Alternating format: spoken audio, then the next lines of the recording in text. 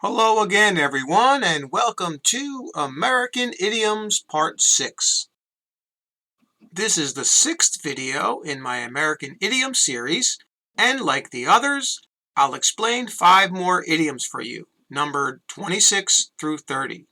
But first, I'll give you a chance to guess their meanings.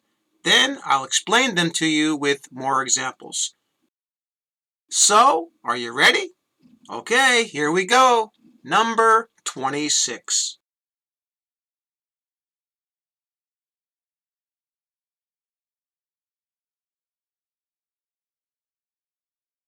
The example is, the new comedian did much better than expected at his first performance last night.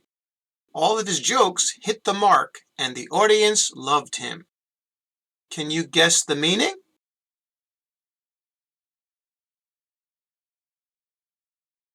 If you guessed A, something achieves what it is intended to achieve, then you are correct. That's what to hit the mark means. And this is what happened to the comedian in our example. The first time that he was on stage giving his performance, all of his jokes hit the mark. They achieved what he wanted them to achieve because they were funny and the people loved him because he was hitting the mark. Here's another example. The president's social media campaign really hit the mark with many college students. In this example, it describes how the social media campaign was a success with college students. It reached them. It achieved what it wanted to achieve. And that's what to hit the mark means. All right, here's number 27.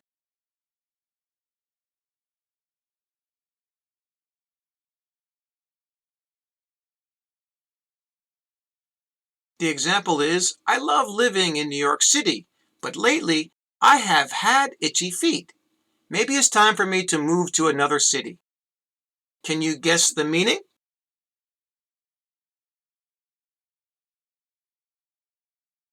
The answer here is C, to be restless or to have the urge to move to the next thing. And in our example, this describes that. The person lived in New York City, but they were getting restless. They wanted to move. That's why they thought to themselves, maybe it's time for me to move. All right, that's what to have itchy feet means. And here's another example.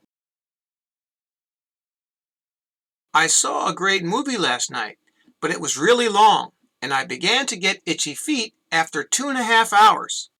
In this example, the person was watching a long movie, and they were getting restless. It was too long.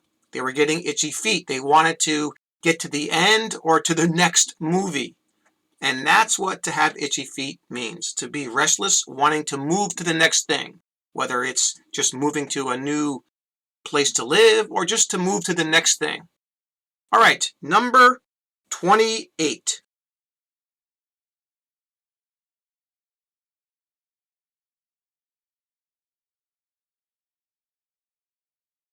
And the example is, he was a bundle of nerves before his oral presentation this morning, but he was still able to do a good job. Can you guess the meaning?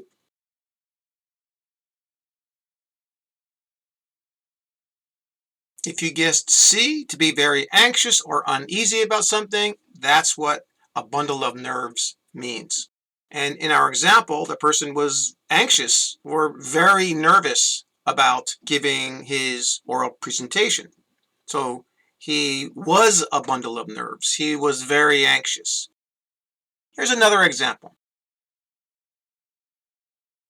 Even though they told her it was a routine operation, she was still a bundle of nerves before she had the surgery. In this example, the person is anxious or nervous about getting an operation, even though they told her that it was routine. All right, so that's what a bundle of nerves is. All right, here's 29.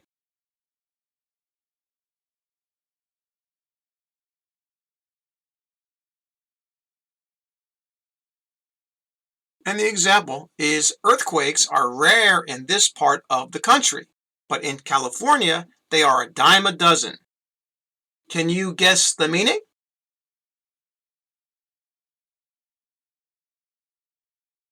Did you guess B to be very common or ordinary? If you did, you're correct. That's what a dime a dozen means. And in our example, they're talking about one part of the country where there weren't a lot of earthquakes. They were rare, comparing it to California where there's many earthquakes. They're very common. So they are a dime a dozen. All right, here's another example.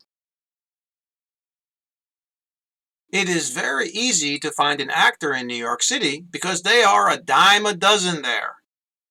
This means that there are many of them there. They're common. They're everywhere. All right, that's what New York City is like, with many actors, so they're a dime a dozen. Got it?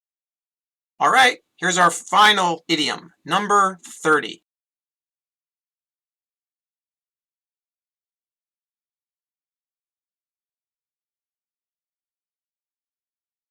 And the example is, this may not be a popular brand, but if you buy this laptop, you will get a great bang for the buck. Can you guess the meaning?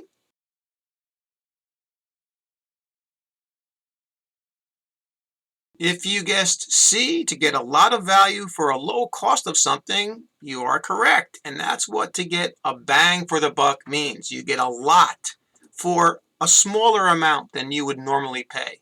And that's what happened in our example. They're talking about how the brand wasn't a popular one, but you could get a lot for the money that you paid.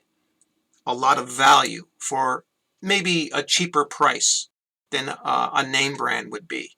So you get a lot for, or a bang for the buck. Here's another example.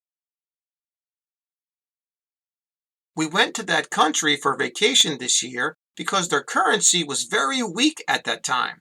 So we got an excellent bang for the buck there. In this example, they're talking about how they can get a lot for their money. They can get the bang for the buck because in this particular country, the currency was weak, meaning that their currency, they could buy more things, so they got a bang for the buck. Got it?